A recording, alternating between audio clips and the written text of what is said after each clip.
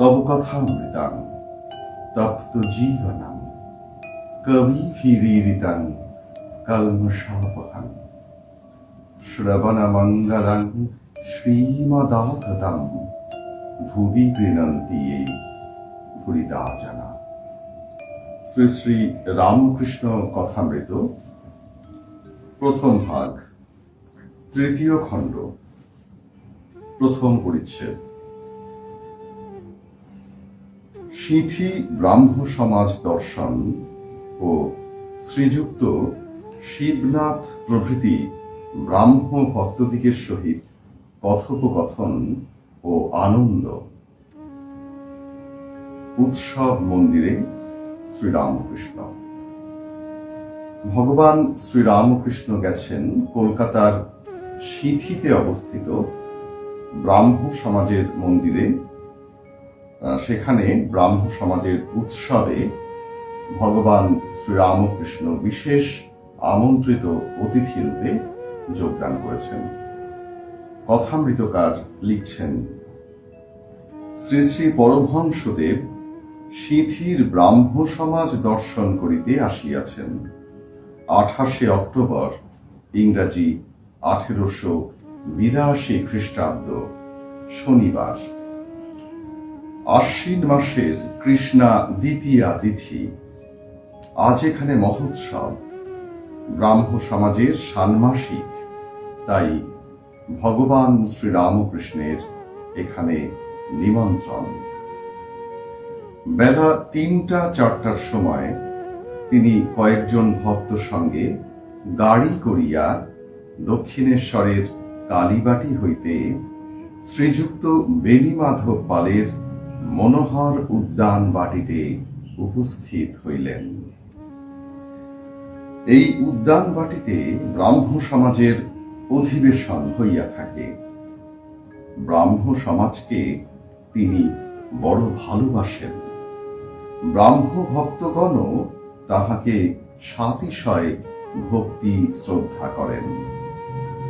ইহার পূর্বদিন অর্থাৎ শুক্রবার বৈকালে কত আনন্দ করিতে করিতে সশিষ্য শ্রীযুক্ত কেশবচন্দ্র সেনের সহিত ভাগীরথী বক্ষে কালীবাড়ি হইতে কলিকাতা পর্যন্ত ভক্ত সঙ্গে স্টিমার করিয়া বেড়াইতে আসিয়াছিলেন।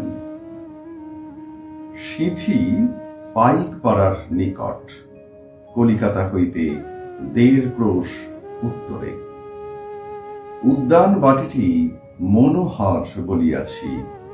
স্থানটি অতি নিভৃত, ভগবানের উপাসনার পক্ষে বিশেষ উপযোগী। উদ্যানস্বামী বৎসরে 2 বার মহোৎসব করিয়া থাকেন, একবার শরৎকালে আর একবার বসন্তে। এই মহোৎসব উপলক্ষে তিনি কলিকাতার ও সিঁথির নিকটবর্তী গ্রামের অনেক ভক্তদিগকে নিমন্ত্রণ করিয়া থাকেন। তাই আজ কলিকাতা হইতে শিবনাথ প্রভৃতি ভক্তগণ আসিয়াছেন। তাহাদের মধ্যে অনেকেই প্রাতঃকালে উপাসনায় যোগদান করিয়াছেন, আবার সন্ধ্যাকালীন উপাসনা হইবে তাই প্রতীক্ষা করিতেছেন। বিশেষত তাহারা শুনিয়াছেন যে অপরাহ্নে মহাপুরুষের আগমন হইবে ও তাহারা তাহার আনন্দ মূর্তি দেখিতে পাইবেন। তাহার হৃদয় মুগ্ধকারী কথামৃত পান করিতে পাইবেন। তাহার সেই মধুর সংকীর্তন শুনিতে ও দেবদুর্লভ হরি প্রেমময় নৃত্য দেখিতে পাইবেন। অপরাহ্নে বাগানটি বহু লোক সমাকীর্ণ হইয়াছে। কেহ লতা মণ্ডপ ছায়ায় কাষ্ঠাসনে উপবিষ্ট, কেহ বা সুন্দর বাপি তটে বন্ধু সমুখী বেহারে বিচরণ করিতেছেন। অনেকেই সমাজ গৃহে শ্রীরামকৃষ্ণের আগমন প্রতীক্ষায় পূর্ব হইতেই আসন অধিকার করিয়া বসিয়া আছেন। উদ্যানের প্রবেশদ্বারে পানের দোকান। প্রবেশ করিয়া বোধ হয় যেন পূজা বাড়ি। রাত্রিকালে যাত্রা হইবে, চতুর্দিক আনন্দে পরিপূর্ণ। শরতের নীল আকাশে আনন্দ প্রতিভাসিত হইতেছে। উদ্যানের বৃক্ষ লতা গুল্ম মধ্যে প্রভাত হইতে আনন্দের সমীরণ বহিতেছে। আকাশ, জীবজন্তু, বৃক্ষলতা যেন এক তানে গান করিতেছে, আজি কি হর্ষ সমীর বহে প্রাণে, ভগবত মঙ্গল কিরণে। সকলেই যেন ভগবত দর্শন পিপাসু। এমন সময়ে শ্রী শ্রী পরমহংসদেবের গাড়ি সমাজ গৃহের সম্মুখে উপস্থিত হইল।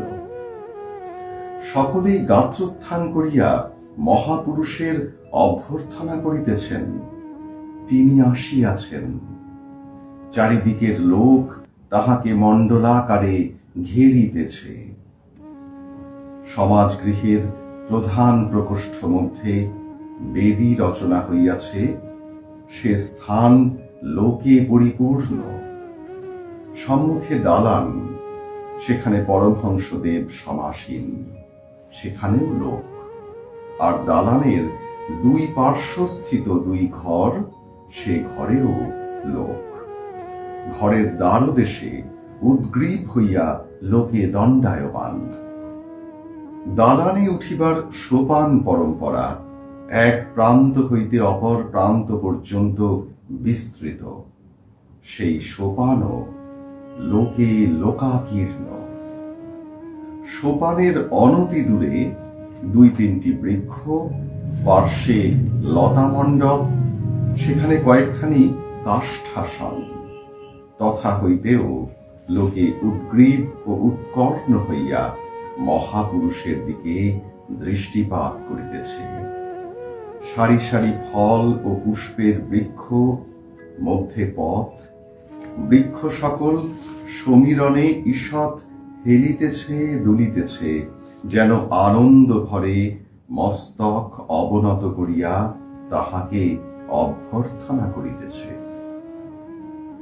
ঠাকুর পরমহংসদেব হাসিতে হাসিতে আসন গ্রহণ করিলেন। এখন সব চক্ষু এককালে তাহার আনন্দ মূর্তির উপর পতিত হইল। যেমন যতক্ষণ নাট্যশালায় অভিনয় আরম্ভ না হয়, ততক্ষণ দর্শক বৃন্দের মধ্যে কেহ হাসিতেছে, কেহ বিষয়কর্মের কথা কহিতেছে, কেহ একাকী অথবা বন্ধু সঙ্গে পাদচারণ করিতেছে, কেহ পান খাইতেছে, কেহ বা তামাক খাইতেছে। কিন্তু যেই ড্রপ সিন উঠিয়া গেল, অমনি সকলে সব কথাবার্তা বন্ধ করিয়া অনন্যমন হইয়া এক দৃষ্টে নাট্যরঙ্গ দেখিতে থাকে। অথবা যেমন নানা পুষ্প পরিভ্রমণকারী ষটপদ বৃন্দ পদ্মের সন্ধান পাইলে অন্য কুসুম ত্যাগ করিয়া পদ্মমধু পান করিতে ছুটিয়া আসে। এখানে প্রথম পরিচ্ছেদ সমাপ্ত। এই পরিচ্ছেদে আমরা যেটা পেলাম সেটা হচ্ছে সিথির ব্রাহ্ম সমাজে ভগবান শ্রীরামকৃষ্ণদেব এসেছেন। এখানে বিশেষ মহোৎসব, ব্রাহ্ম সমাজের মহোৎসব, এবং সেখানকার যে দিব্য পরিমণ্ডল, এটি কথামৃতকারের নিপুণ লেখনীর সাহায্যে এখানে এমনভাবে প্রকাশ পেল যেন আমরা মানুষ চক্ষে দর্শন করছি যে বহু মানুষ সেখানে সমাগত হয়েছে এবং চারিদিকে পুষ্পবৃক্ষ, মৃদুমন্দ বাতাস বয়ে যাচ্ছে। সকলের প্রাণ যেন ভগবত দর্শন পিপাসু। এর মধ্যে ভগবান শ্রীরামকৃষ্ণ এসে উপস্থিত হলেন। এতক্ষণ যারা দর্শক ছিলেন তারা বিভিন্ন দিকে পরিভ্রমণ করছিলেন, কেউ নিজেদের মধ্যে কথা বলছিলেন, কিন্তু ভগবান শ্রীরামকৃষ্ণ যেই এলেন, মাস্টার মশাই বলছেন যে যেমন ভ্রমর পুষ্পে বসে মধু পান করতে শুরু করলে যেমন চুপ করে যায়, ঠিক তেমনি ভাবে ভগবান শ্রীরামকৃষ্ণ এসে যেই আসন গ্রহণ করলেন, চারিদিকে যেসব মানুষরা বিভিন্ন জায়গায় ঘুরে বেড়াচ্ছিলেন, কথা বলছিলেন, তারা যেন এইবার একমুখী অনন্য মন হয়ে তারা ভগবান শ্রীরামকৃষ্ণের দিকে দৃষ্টিপাত করে উদ্গ্রীব হয়ে বসে রইলেন তার কথামৃত পান করার জন্য। এবং আমরা যারা আজকে কথামৃতের পাঠক এবং শ্রোতা, আমরাও সেখানে মানস ভ্রমণ করছি এবং আমরাও যেন সেখানে এক কোনায় বসে রয়েছি আমাদের ইষ্টদেব ভগবান শ্রীরামকৃষ্ণের মুখনিসৃত কথা শ্রবণ করার জন্য। এরপর শুরু হচ্ছে দ্বিতীয় পরিচ্ছেদ, যেখানে কথামৃতকার গীতার 14 অধ্যায়ের 26তম শ্লোক উদ্ধৃত করে লিখছেন, মাঞ্চ ইয়ঃ ব্যভিচারেণ ভক্তি যোগেন সেবতে সগুণান সমুদিতৈতান ব্রহ্মভুয়ায় কল্পতে। অর্থাৎ, যে অব্যভিচারিণী ভক্তি দ্বারা আমার সেবা করে, সে প্রকৃতির এই সত্য রজ তম 3 গুণকে অতিক্রম করে ব্রহ্মভূত স্তরে উন্নীত হয়। অর্থাৎ আপনারা জানেন যে ভগবান শ্রীরামকৃষ্ণ তিনি শেখাচ্ছেন যে যারা ভক্ত তারাও ব্রহ্মজ্ঞান লাভ করতে পারেন। ভক্তের অগম্য কোনো স্থান নেই। ভগবান শ্রীরামকৃষ্ণ শেখান যে ভক্তি যেন স্ত্রীলোক। যেমন কোনো বড় মানুষের বাড়ি যদি কোনো স্ত্রীলোক অতিথি হিসাবে যান, তাহলে তিনি সেই বড় মানুষের বাড়ির অন্তঃপুরে চলে যেতে পারেন। তো কিন্তু যদি কোনো পুরুষ লোক যান, বাইরের অতিথি কোনো পুরুষ, তিনি কিন্তু অন্তঃপুরে যেতে পারেন না। তার প্রবেশাধিকার ওই বাইরের বৈঠকখানা পর্যন্ত। তা এই উপমার সাহায্যে ভগবান শ্রীরামকৃষ্ণ বলছেন যে ভক্তি যেন স্ত্রীলোকের মতন। সে একদম আধ্যাত্মিক জগতের একেবারে অন্তঃপুরে প্রবেশ করতে পারে, কিন্তু যিনি জ্ঞানী তার স্থান ওই বাইরের বৈঠকখানা পর্যন্ত। জ্ঞানী অন্তঃপুরে প্রবেশ করতে পারেন না। ভক্তের অগম্য কোনো স্থান নেই। ভগবান শ্রীরামকৃষ্ণ বলছেন যে ঈশ্বর ইচ্ছা করলে ভক্তকে ব্রহ্মজ্ঞান প্রদান করতে পারেন, কিন্তু ভক্ত ব্রহ্মজ্ঞান চান না, কারণ ব্রহ্মজ্ঞানে মুক্তি হয়ে যায়। ভক্ত নিজের মুক্তি চান না, বরং তিনি ঈশ্বরের দাস রূপে, তার সেবক রূপে ঈশ্বরীয় রস, ঈশ্বরীয় লীলা আস্বাদন করতে চান। ভগবান শ্রীরামকৃষ্ণ শেখান যে ভক্ত বলেন যে আমি চিনি হতে চাই না, অর্থাৎ ব্রহ্ম হয়ে যেতে চাই না। আমি ব্রহ্ম, এইভাবে ব্রহ্মের সাথে একীভূত হতে চাই না। ভক্ত চিনি হতে চান না। তিনি কি ভালোবাসেন? চিনির স্বাদ গ্রহণ করতে ভালোবাসেন, অর্থাৎ ঈশ্বরীয় প্রেম আস্বাদন করতে ভক্ত চান। কিন্তু ভক্ত যদি ইচ্ছা করেন, তিনি ব্রহ্মজ্ঞানও লাভ করতে পারেন, যেটি জ্ঞানীর লক্ষ্য। তো এই কথাটি শ্রীমদ্ ভগবদ গীতাতে ভগবান শ্রীকৃষ্ণের মুখে উচ্চারিত হয়েছে, যেখানে ভগবান শ্রীকৃষ্ণ বলছেন, মাম চ ইয়ঃ অব্যভিচারেণ ভক্তি যোগেন সেবতে সগুণান সমুদিতৈতান ব্রহ্মভুয়ায় কল্পতে। অর্থাৎ, আমাকে যে অব্যভিচারিণী ভক্তি দ্বারা সেবা করে, অব্যভিচারিণী ভক্তি দ্বারা যে আমার সেবা করে, তাকে আমি প্রকৃতির এই যে ত্রিগুণ, এর আগের এপিসোডগুলোতে আমরা আলোচনা করেছি যে এই প্রকৃতি 3টি গুণের সমন্বয়ে তৈরি হয়েছে, সত্য, রজ এবং তমগুণ। ভগবান শ্রীরামকৃষ্ণের কথিত সেই গল্পের কথা এখানে বলা হয়েছে যে সংসার রূপ অরণ্যে সেই 3টি ডাকাতের গল্প। তো এই 3টি গুণ অতিক্রম না করলে ব্রহ্মপদ লাভ করা যায় না।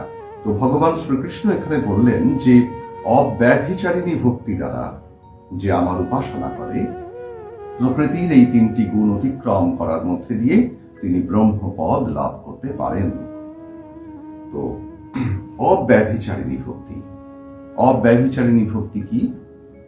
ভগবান শ্রীরামকৃষ্ণ শেখান, আপনারা জানেন কথামৃতে আছে যে যখন গোপীরা শ্রীকৃষ্ণকে দর্শন করার জন্যে তারা গেছেন, তখন শ্রীকৃষ্ণ বৃন্দাবন পরিত্যাগ করেছেন। তিনি মথুরায় গেছেন এবং সেখানে তিনি একজন রাজপুরুষ, তার সেই বংশীধারী রূপ সেখানে নেই। তার সেই পীত ধরা মোহন চূড়া যে রূপে তিনি বৃন্দাবন আলোকিত করে ঘুরে বেড়াতেন, সেই রূপ তখন তিনি পরিত্যাগ করেছেন। তখন তার রাজবেশ। তো গোপীরা গেছেন সেই শ্রীকৃষ্ণকে দর্শন করতে। তো দর্শন করতে গিয়ে তারা দেখেন যে কাকে দেখতে এলাম, আমাদের সেই পীত ধরা মোহন চূড়া পড়া সেই প্রাণবল্লভ গোবিন্দ তো ইনি নন, এর বেশ রাজবেশ, ইনি কে? গোপীরা মাথা নিচু করে রইলেন। তারা ওই শ্রীকৃষ্ণের নতুন রূপ তারা দেখবেন না। তারা বলছেন যে এর সঙ্গে আলাপ করলে আমরা কি শেষে ব্যভিচারিণী হব? তো ভগবান শ্রীরামকৃষ্ণ বলছেন যে এই যে ভক্তি, এর নাম অব্যভিচারিণী ভক্তি বা নিষ্ঠা ভক্তি বা এককেন্দ্রিক ভক্তি। যেমন ভগবান শ্রীরামকৃষ্ণ আরো উদাহরণ দিয়ে বলছেন যে একবার মহাভক্ত হনুমান তিনি এসেছেন শ্রীকৃষ্ণকে দর্শন করতে। তো হনুমান আসছেন দেখে শ্রীকৃষ্ণ রুক্মিণী দেবীকে বলছেন যে আমি রাম রূপ ধারণ করব, তুমি শীঘ্র সীতা রূপ গ্রহণ করে উপবেশন করো, কারণ হনুমান রাম রূপ ছাড়া অন্য রূপ দেখবে না। তো হনুমান এসে ওই রামরূপী শ্রীকৃষ্ণের পাদপদ্মে প্রণত হয়ে তিনি বলছেন, শ্রীনাথে জানকী নাথে অভেদ পরমাত্মনি তথাপি মম সর্বস্ব রাম কমললোচনা। অর্থাৎ আমি জানি যে শ্রীনাথ অর্থাৎ লক্ষ্মীপতি, শ্রী মানে লক্ষ্মী, শ্রীনাথ মানে নারায়ণ, লক্ষ্মীপতি নারায়ণ এবং জানকীনাথ শ্রীরামচন্দ্র, এরা পরমার্থ তো অভিন্ন, তবুও তথাপি মম সর্বস্ব, তবু আমার সর্বস্ব সেই কমললোচন রাম। তথাপি মম সর্বস্ব রাম কমললোচনা। ভক্ত জানেন সেই এক ঈশ্বর নানা রূপ ধারণ করে রয়েছেন। তিনি কৃষ্ণ হয়েছেন, তিনি রাম হয়েছেন, তিনি বুদ্ধ হয়েছেন, তিনি বিষ্ণু, তিনি শিব। ভক্ত জানেন, তবুও একটি বিশেষ রূপকে আঁকড়ে ধরা, এর নাম নিষ্ঠা। ঠাকুর বলছেন এই ভক্তির নাম অব্যভিচারিণী ভক্তি। যেমন ঠাকুর আরো উদাহরণ দিয়ে বলছেন যে গৃহস্থ বাড়ির স্ত্রী তিনি তার শ্বশুর গৃহের প্রত্যেককে তিনি সেবা যত্ন করেন, কিন্তু পতির সঙ্গে যেরূপ সম্বন্ধ সেরূপ সম্বন্ধ আর কারোর সঙ্গে হয় না। তো এই ভক্তি একে বলে অব্যভিচারিণী ভক্তি বা নিষ্ঠা ভক্তি। তো ভগবান শ্রীকৃষ্ণ গীতা মুখে এখানে বললেন যে মাম চাইয়া অব্যভিচারেণ ভক্তি যোগেন সেবতে, আমাকে যে এই অব্যভিচারিণী বা নিষ্ঠা ভক্তির দ্বারা উপাসনা করে, সগুণান সমতীতৈতান, এই প্রকৃতির 3 গুণ অতিক্রম করে ব্রহ্মভুয়ায় কাল্পতে, তিনি ব্রহ্মপদ লাভ করতে পারেন। তো এই গীতার উদ্ধৃতি দিয়ে এই দ্বিতীয় পরিচ্ছেদ শুরু হচ্ছে। এদিকে ভগবান শ্রী রামকৃষ্ণ ব্রাহ্ম সমাজ মন্দিরে সহাস্যে আসন গ্রহণ করেছেন এবং সমবেত সমস্ত ভক্তমণ্ডলীর তার দিকে, ভগবান শ্রী রামকৃষ্ণের দিকে তাকিয়ে রয়েছেন, তার মুখনিসৃত অমৃতময় বাণী শ্রবণ করার জন্য। কথামৃতকার দিচ্ছেন, সহাস্য বদনে ঠাকুর শ্রীযুক্ত শিবনাথ আদি ভক্তগণের দিকে দৃষ্টি নিক্ষেপ করিতে লাগিলেন। বলিতেছেন, এই যে শিবনাথ, দেখো তোমরা ভক্ত, তোমাদের দেখে বড় আনন্দ হয়। গাঁজাখোরের স্বভাব আর একজন গাঁজাখোরকে দেখলে ভারী খুশি হয়, হয়তো তার সঙ্গে কোলাকুলি করে। শিবনাথ ও সকলের হাস্য। শিবনাথ শাস্ত্রী, বিখ্যাত ব্রাহ্ম নেতা এবং সমাজ সংস্কারক, সেখানে উপস্থিত রয়েছেন। ভগবান শ্রীরামকৃষ্ণ খুব আনন্দের সঙ্গে শিবনাথ শাস্ত্রীকে বলছেন যে গাঁজাখোরের যেমন স্বভাব, যে আরেকজন গাঁজাখোর দেখলে সে খুব আনন্দিত হয়, তেমন ভক্তের স্বভাব যে ভক্ত সঙ্গে তার আনন্দ হয়। তাই ঠাকুর বলছেন যে তোমরা ভক্ত, তাই তোমাদের দেখলে আনন্দ হয়। ঠাকুর বলছেন যাদের দেখি ঈশ্বরে মন নাই তাদের আমি বলি তোমরা একটু ওইখানে গিয়ে বসো, অথবা বলি যাও বেশ বিল্ডিং, রাসমণির কালীবাটির মন্দির সকল দেখিয়ে দেখো গে। সকলের হাস্য। ঠাকুর বললেন যে যাদের আমি দেখি যে ঈশ্বরে মন নেই, অর্থাৎ যারা ভক্ত নন, ভগবান শ্রীরামকৃষ্ণ যেন তাদের সঙ্গ, তাদের সান্নিধ্য পছন্দ করছেন না। তিনি তাদেরকে বলেন যে তোমরা একটু দূরে গিয়ে ওই দিকে গিয়ে বসো। এবং দক্ষিণেশ্বরে গেলে তিনি বলতেন যে যাও না, তোমরা যাও, মন্দির হয়েছে কি সুন্দর, বড় বড় বিল্ডিং, ওইগুলো গিয়ে দেখো। আবার দেখছি যে ভক্তদের সঙ্গে হাবাতে লোক এসেছে, তাদের ভারী বিষয় বুদ্ধি, তাদের ঈশ্বরীয় কথা ভালো লাগে না। ওরা হয়তো আমার সঙ্গে অনেকক্ষণ ধরে ঈশ্বরীয় কথা বলছে, এদিকে এরা আর বসে থাকতে পারে না, ছটফট করছে।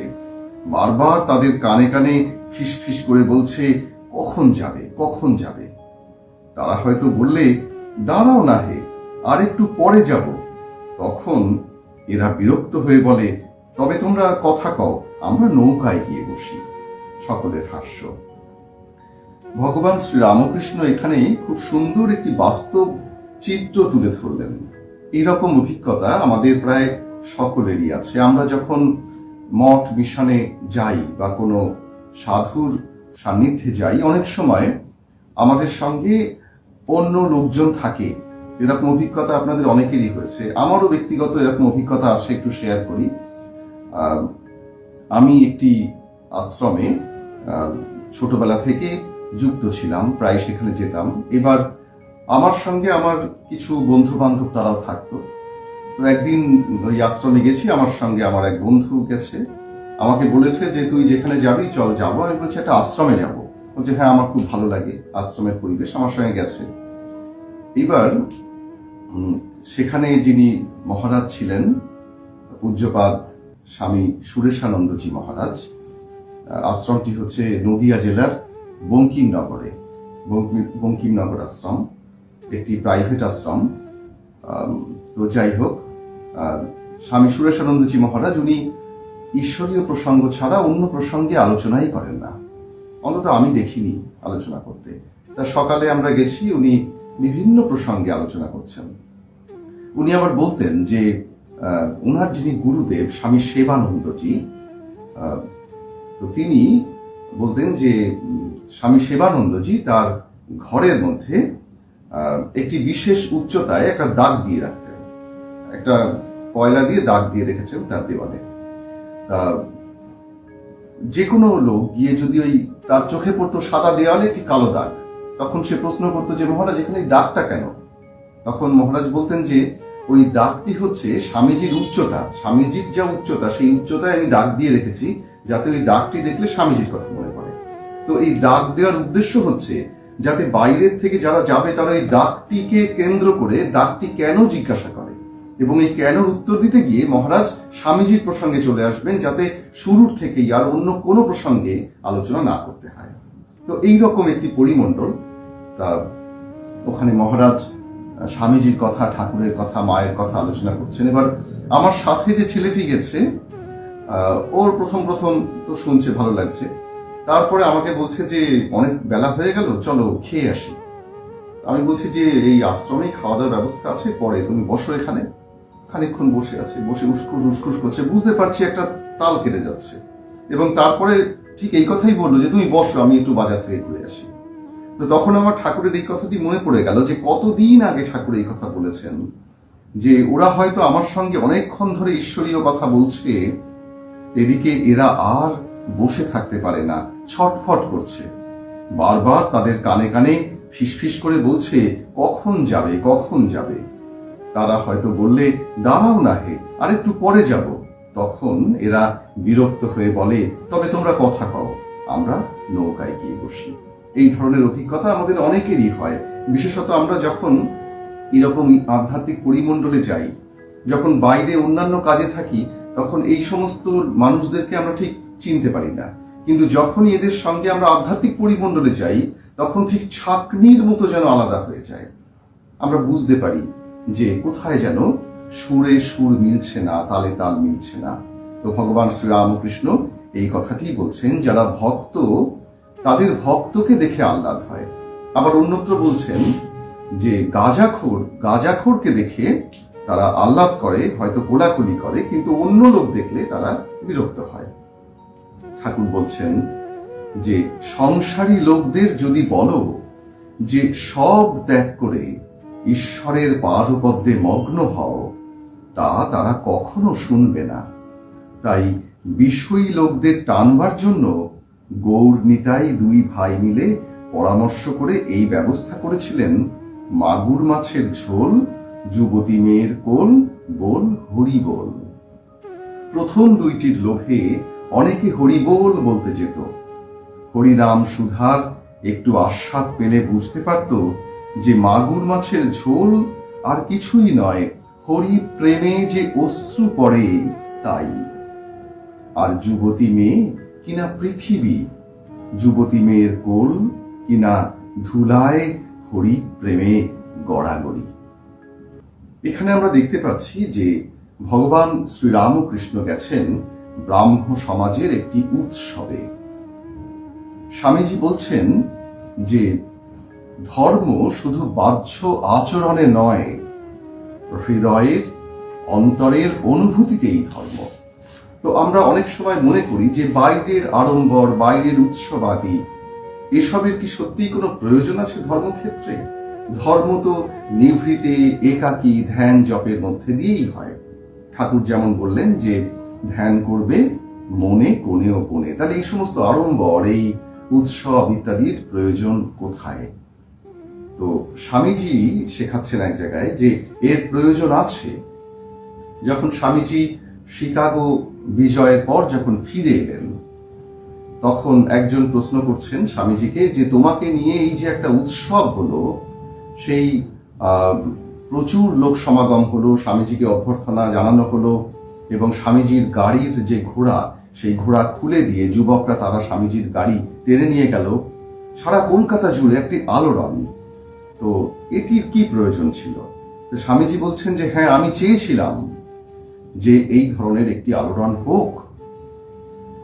ঠিক একই রকম কথা স্বামীজি বলছেন, স্বামী শিশু সংবাদে আছে যে ঠাকুরের জন্মতিথি উৎসব 2 দিন ধরে যে করা হয় এখন।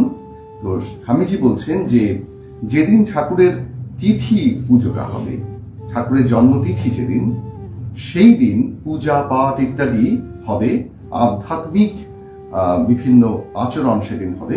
স্বামীজি বলছেন যে ওই দিন যারা ঠাকুরের ভক্ত তারা ছাড়া বড় একটা কেউ আসবে না, কিন্তু সাধারণ উৎসবের জন্য একটি দিন ধার্য করতে হবে। সেদিন বিরাট আড়ম্বর করে উৎসব হবে, যেটা বেলুড় মঠে হয়। 2 দিন উৎসব হয়, একটি ঠাকুরের জন্মতিথি এবং আরেকটি হচ্ছে তার নিকটবর্তী রবিবার। তো জন্মতিথিটি বিভিন্ন অনাড়ম্বর পূজা ইত্যাদির মাধ্যমে হয়, আর যেদিন সাধারণ লোক সমাগম সেদিন বিরাট উৎসব হয়। আপনারা জানেন বাজি পোড়ানো হতো আগে, এখন সেটা বন্ধ আছে। প্রচুর লোক সমাগম হয়, বেলুড় মঠে মেলা বসে যায়। তো এর কি প্রয়োজন আছে? ওই মেলা, ওই আড়ম্বর, ওই ফুচকার স্টল যেটা বেলুড় মঠে হয়, কি প্রয়োজন আছে?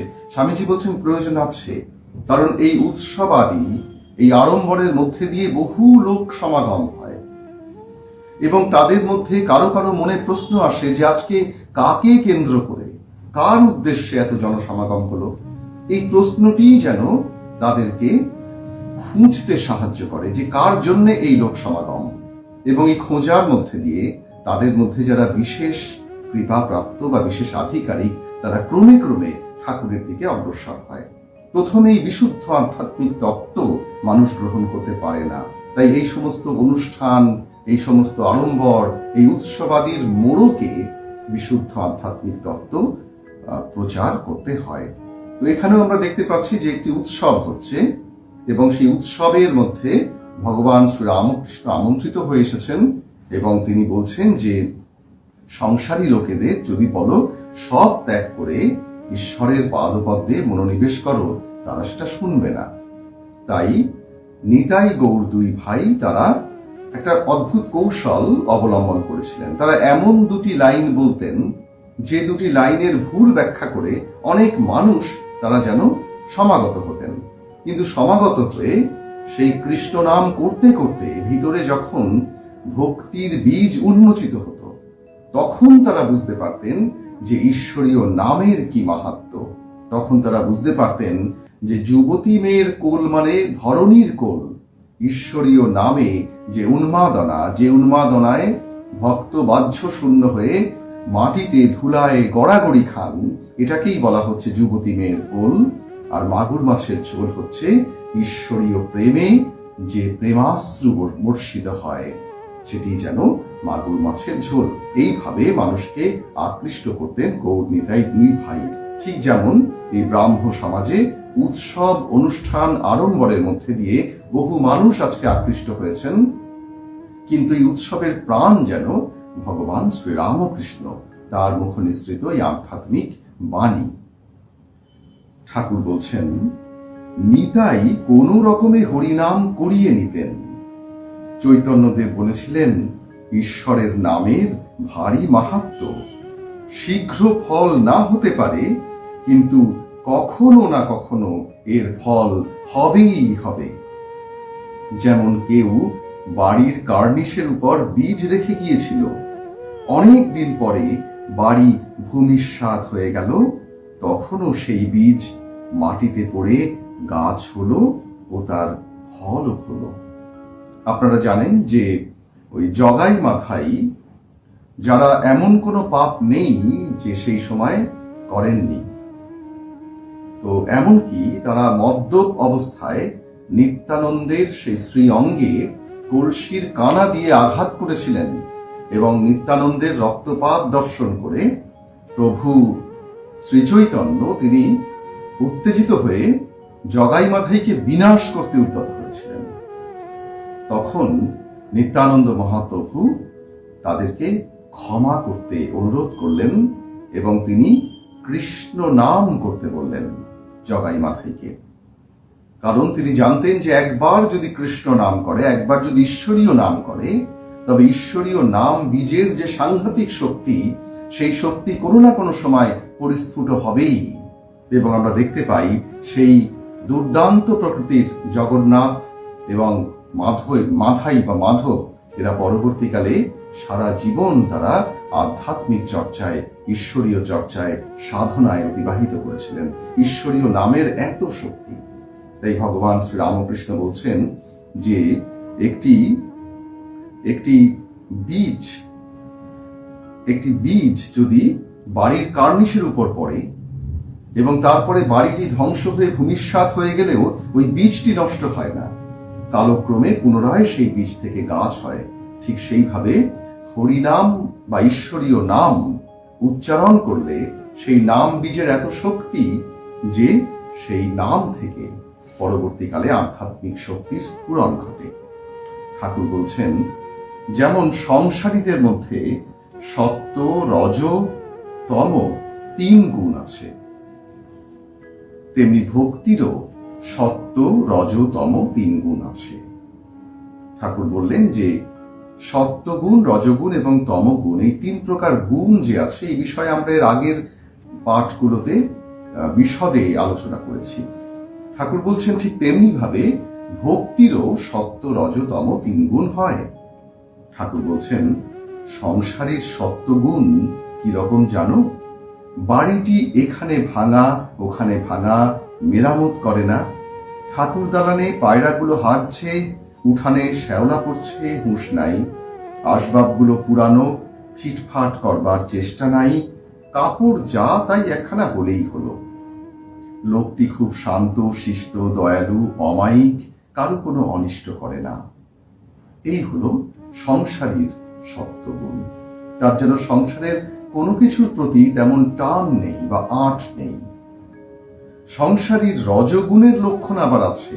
ঘড়ি, ঘড়ির চেন, হাতে 2-3টা আংটি, বাড়ির আসবাব খুব ফিটফাট, দেওয়ালে কুইনের ছবি, রাজপুত্রের ছবি, কোনো বড় মানুষের ছবি, বাড়িটি চুনকাম করা, যেন কোনোখানে একটু দাগ নাই, নানা রকমের ভালো পোশাক, চাকরদেরও পোশাক, এমনি এমনি সব।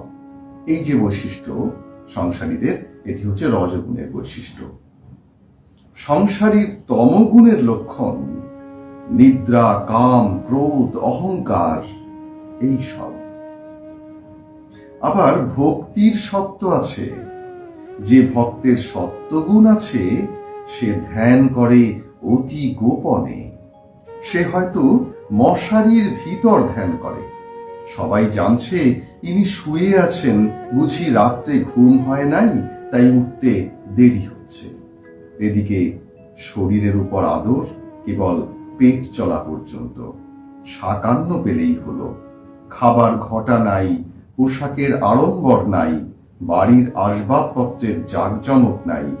আর সত্যগুণী ভক্ত কখনো তোষামত করে ধন লয় না। ঠাকুর বলছেন যে সংসারীর যেমন সত্য, তম, রজ 3 গুণ আছে, তেমন ভক্তের মধ্যেও ভক্তির সত্য, ভক্তির রজ, ভক্তির তম গুণ আছে। ভক্তির সত্য যার হয় তার সাধনা অতি নিভৃতে, অতি গোপনে, কেউ টের পায় না।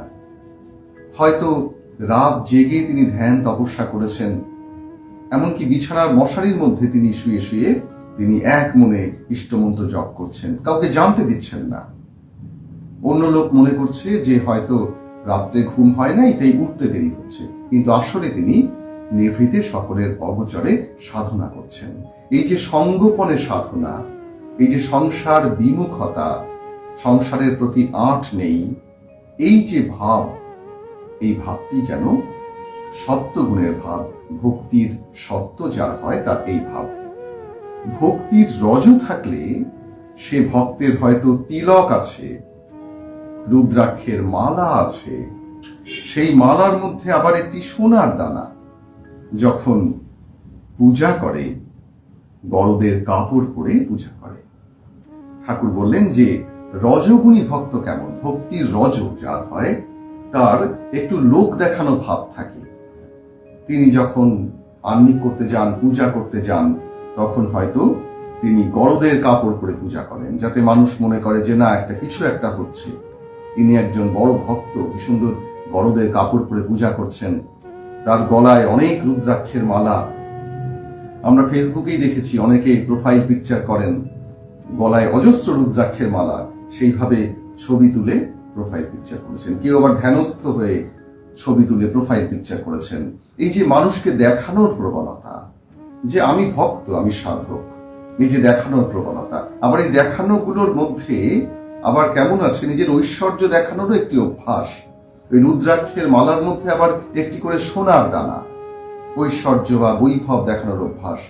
ঠাকুর বলছেন যে সেই ভক্তের হয়তো তিলক আছে, রুদ্রাক্ষের মালা রয়েছে, রুদ্রাক্ষের মালার মধ্যে আবার সোনার দানা, যখন পুজো করে গড়দের কাপড় পরে পুজো করে, এই যে বহিরঙ্গ কেন্দ্রিকতা, এটি যেন ভক্তির রজগুণ।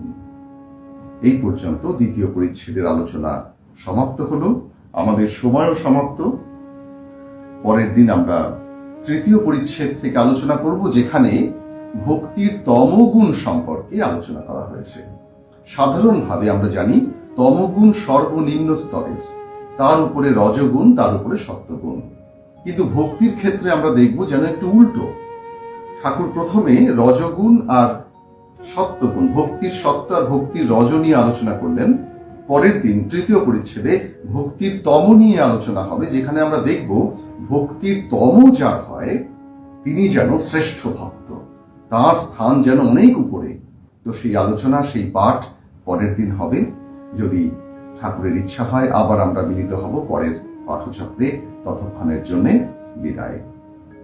ওম স্থাপকায় চ ধর্মস্য সর্বধর্মস্বরূপিণে অবতার বরিষ্ঠায় রামকৃষ্ণায় তে নমঃ।